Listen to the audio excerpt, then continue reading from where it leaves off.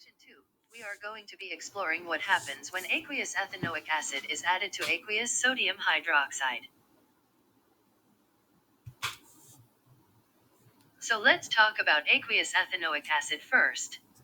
At first, the CH3COOH molecules are bonded together, but after being dissolved in water, the covalent ethanoic molecules will dissociate to form H plus and CH3COO minus ions. Because ethanoic acid is a weak acid, only some ethanoic acid molecules will dissociate to form some H plus and CH3COO minus ions.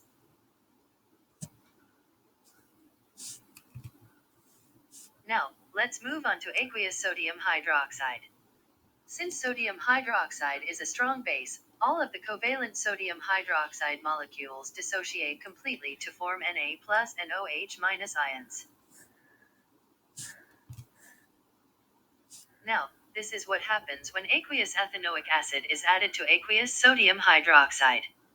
Both the dissociated and undissociated ethanoic acid molecules move around the mixture of the dissociated sodium hydroxide molecules.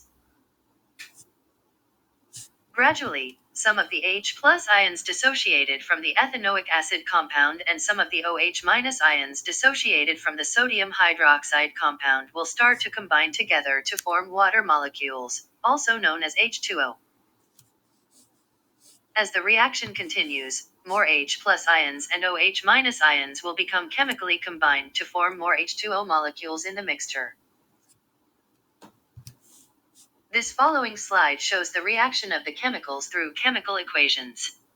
When aqueous ethanoic acid is added to aqueous sodium hydroxide, water, and aqueous sodium ethanoate will be formed from the reaction. Since ethanoic acid, sodium hydroxide, and sodium ethanoate are all soluble, the second equation shows all soluble ionic compounds as dissociated ions. Once all spectator ions are removed from the second equation, we arrive at the third equation, which shows that this is actually a neutralization reaction.